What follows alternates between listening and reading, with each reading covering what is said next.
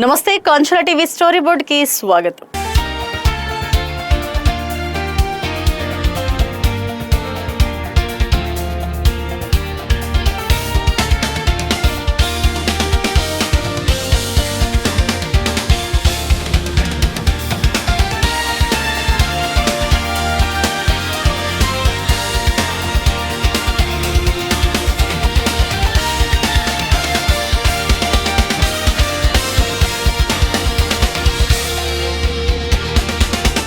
Mega కుటుంబంలో ఆయనది కాస్త ప్రత్యేకమైన ప్రయాణం.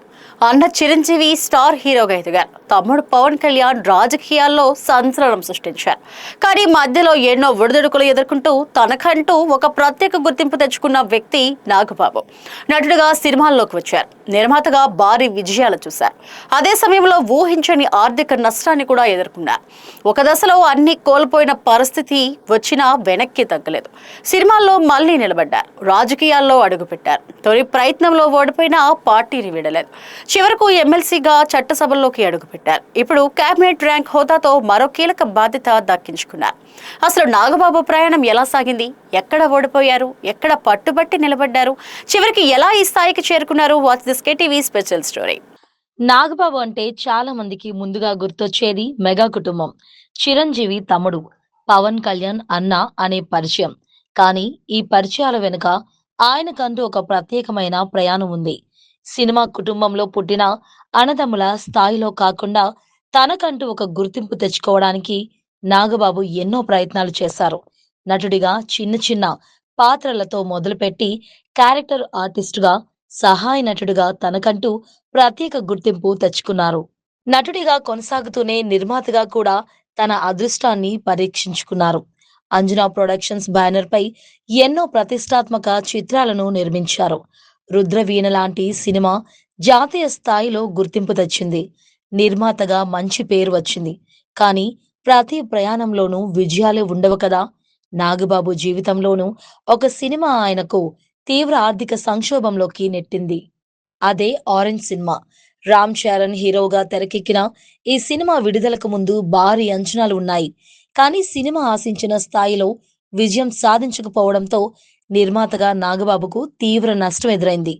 పెట్టుబడులు, అప్పులు, ఆర్థిక ఒత్తిళ్లు ఒక్కసారిగా ఆయన జీవితాన్ని కుదిపేశాయి.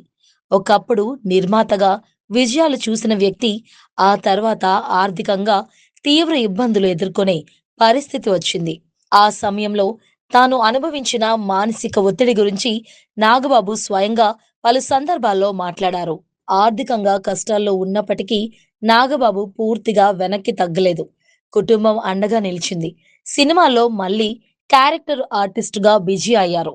ముఖ్యమైన పాత్రలు చేస్తూ ప్రేక్షకులకు దగ్గరయ్యారు. సినిమాలతో పాటు బుల్లి తెరపై కూడా అడుగుపెట్టారు. జబర్దస్త్ కార్యక్రమానికి జడ్జిగా వ్యవహరించడం ఆయనకు మరో కొత్త ఇమేజ్ తీసుకొచ్చింది. సినిమాల్లో మాత్రమే కనిపించే నాగబాబు ఇంటింటికి తెలిసిన బుల్లితెర వ్యక్తిగా కూడా మారిపోయారు. ఇలా సినీ జీవితంలో ఎదురైన కష్టాలను దాటుకుంటూ ముందుకు వచ్చిన నాగబాబు ఆ తర్వాత తన దృష్టిని రాజకీయాల వైపు మళ్లించారు. తమ్ముడు పవన్ కళ్యాణ్ స్థాపించిన జనసేన పార్టీలో కీలకంగా పనిచేయడం ప్రారంభించారు. 2019లో నరసాపురం లోక్సభ స్థానం నుంచి జనసేన అభ్యర్థిగా పోటీ చేశారు. కానీ విజయం మాత్రం దక్కలేదు. రాజకీయాల్లోకి వచ్చిన మొదటి ప్రయత్నమే ఓటమితో ముగిసింది. ఇక్కడే నాగబాబు మరోసారి తన పట్టుదలను చూపించారు. ఓడిపోయిన తర్వాత రాజకీయాలకు దూరం కాలేదు.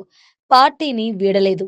ఎన్నికల్లో ఓడిన పార్టీ నిర్మాణంలో మాత్రం తన పాత్రను కొనసాగించారు. జనసేన సంస్థాగత వ్యవహారాల్లో కీలకంగా పనిచేస్తూ క్యాడర్తో సంబంధాలను కొనసాగించారు. 2024 ఎన్నికలు వచ్చినప్పుడు పరిస్థితులు మరింత కీలకంగా మారాయి. తెలుగుదేశం, జనసేన, బీజేపీ కలిసి కూటమిగా ఎన్నికలు బరిలోకి దిగాయి. ఆ సమయంలో వ్యక్తిగత రాజకీయ లక్ష్యాల కంటే పార్టీ ప్రయోజనాలకే ప్రాధాన్యత ఇస్తూ నాగబాబు కీలకంగా వ్యవహరించారు. తాను పోటీ చేయకుండా కూటమి విజయానికి పనిచేశారు. జనసేన బలోపేతంలోనూ తన వంతు పాత్ర పోషించారు. ఆ కష్టానికి 2025లో రాజకీయంగా గుర్తింపు లభించింది.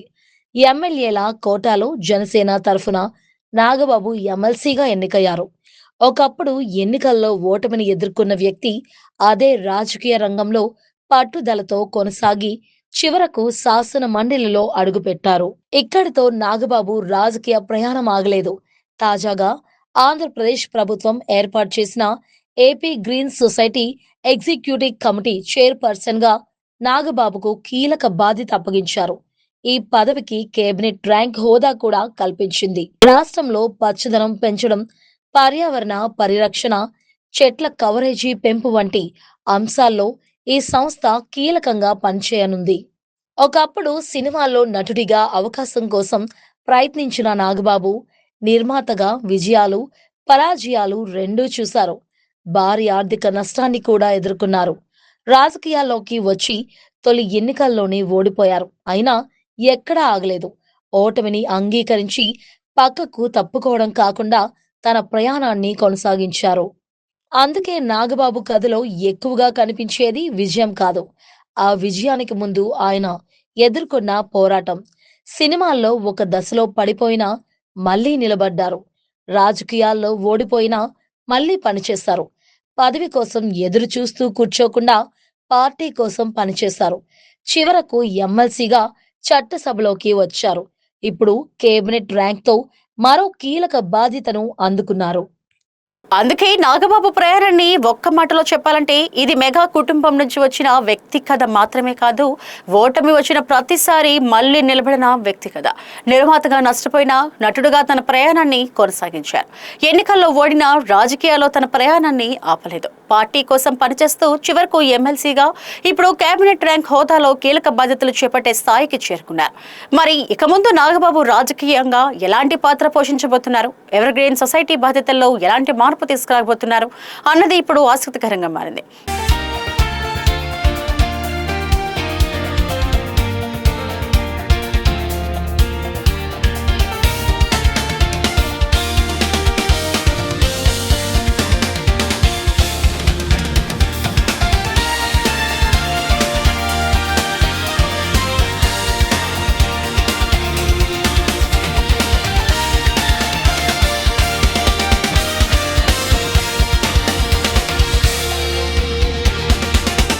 మరో ఇంట్రెస్టింగ్ అప్డేట్ కోసం stay tune to Kanchula TV. నమస్తే.